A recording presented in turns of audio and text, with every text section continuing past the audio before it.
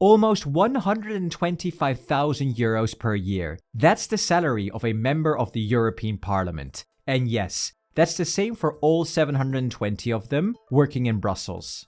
Break that down and you get about 10,400 euros every month. But wait, here's the twist. They're not paying the regular taxes like the rest of us. Instead, EU taxes and insurance contributions shave that down to just over 8,000 euros. Plus, depending on where you're from, most MEPs still have to pay additional national taxes. But no matter how you slice it, that's a pretty cushy paycheck, and we're just getting started. Today we're diving deep into the full array of perks and benefits that MEPs receive.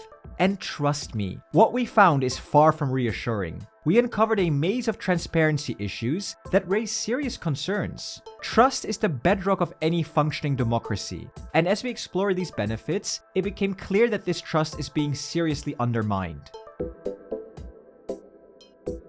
So let's lay it out in a nice, neat table, starting with the MEP's salary. And here's where it gets even juicier. MEPs don't just get paid for their job, they also get paid for just showing up. They can claim a daily allowance of 350 euros to cover things like accommodation and food while they're working in Brussels or Strasbourg. There's a tiny catch though. MEPs need to sign in to prove they're actually there. And to get the full amount, they've got to participate in the day's votes. Miss more than half of the votes in a session, and that allowance gets chopped down to 175 euros for that day. With around 150 working days per year, this allowance can add up to an extra 4,400 euros per month on average. And if you're wondering about the yearly total, that's a whopping 53,000 on top of their salary, bringing their post-tax total to about 150,000. And the perks don't stop there. MEPs also receive a monthly allowance of 5,000 euros to cover office costs in their home constituencies, things like rent and IT supplies. That's a grand total of 60,000 euros per year per MEP, costing the European Parliament over 40 million euros annually. Oh, and by the way, office space in Brussels and Strasbourg is already provided by the Parliament, free of charge. But here's where things get really head-scratching. This 5,000 euro monthly allowance is deposited directly into MEPs' personal bank accounts.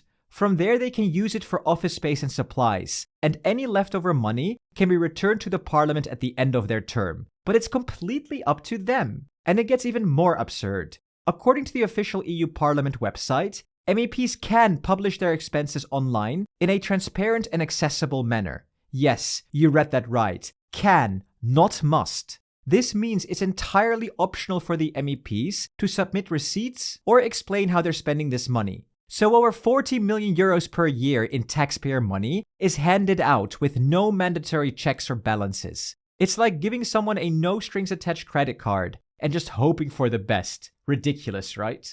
And surprise, surprise, only 4% of all MEPs in 2022 actually provided receipts for their expenses, mainly from the Greens, then the Liberals and the left. Even fewer MEPs have returned any of this unspent money to the Parliament. Between 2010 and 2017, it's estimated that only up to 20 MEPs did so.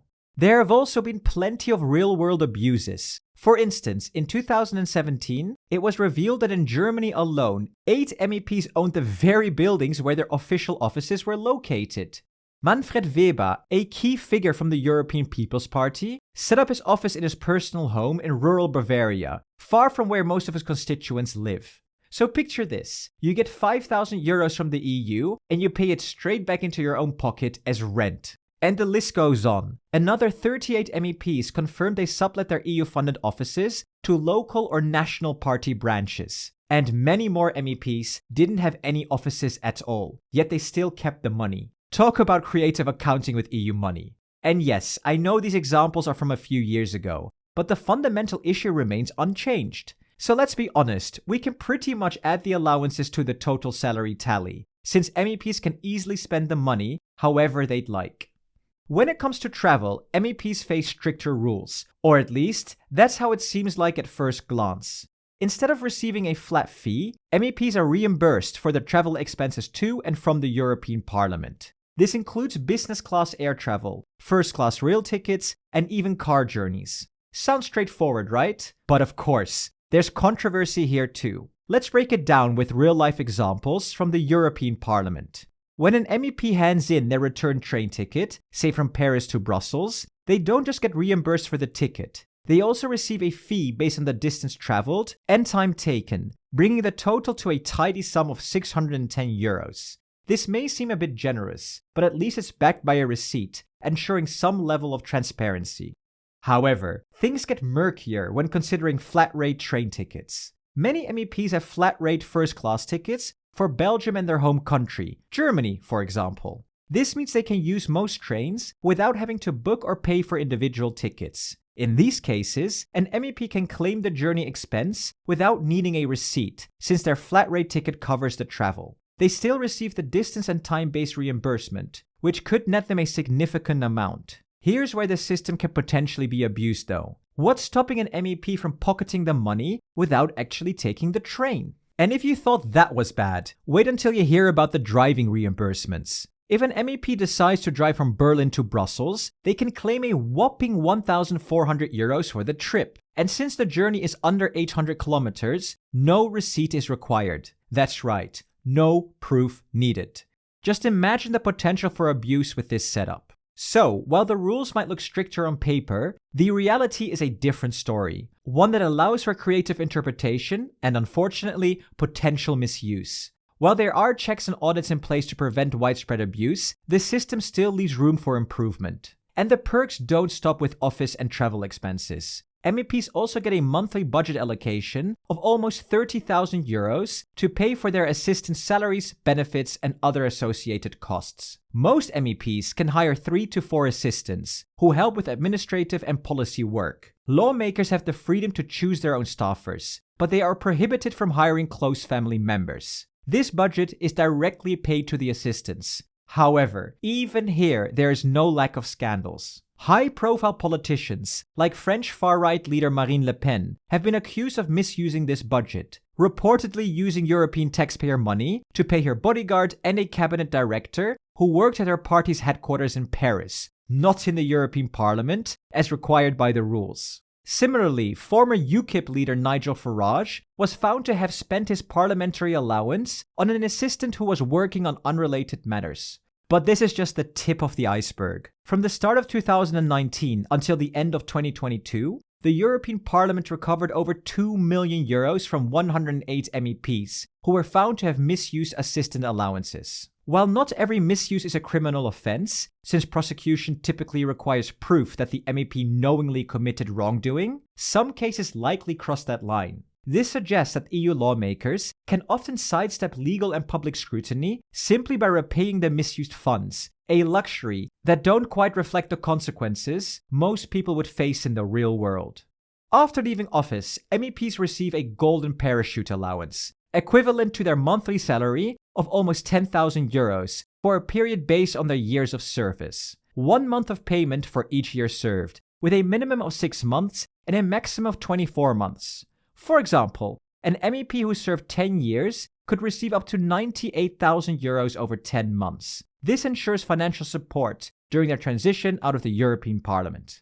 Oh, and let's not forget that MEPs also qualify for a pension when they turn 63. It's worth as much as 70% of their salary, accruing at 3.5% of their salary for each year they served. And if that's not enough to get by, MEPs are also allowed to have side jobs. And around 2/3 of them do, according to research by Transparency International on the last European Parliament. While they aren't always paid for these extra activities, MEPs collectively earned an estimated €8.7 million per year from their side gigs. In some cases, these outside earnings even exceeded an MEP's core salary, with some of the income coming from corporations that also lobby on EU policy issues. Take, for example, French MEP Geoffroy Didier from the Conservative European People's Party, who earns almost €120,000 annually from a law firm that specializes in EU regulation, a role that might raise eyebrows given his legislative duties.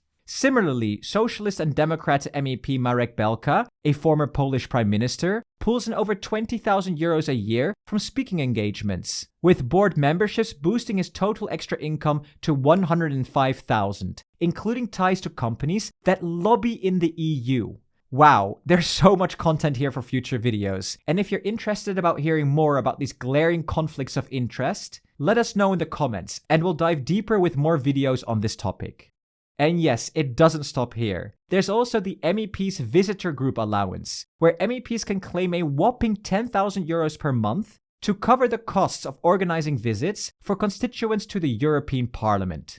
This budget can be used for all the essentials: travel, accommodation, and even meals for the visiting group. After all the serious stuff we've talked about, here's something we think is absolutely fantastic. This initiative gives EU citizens a golden opportunity to engage directly with the Parliament and see how their representatives work up close. We highly encourage you to reach out to your local MEP and take advantage of this. It's a brilliant way to witness the EU's democratic processes in action and to connect with the people who represent your interests at the European level.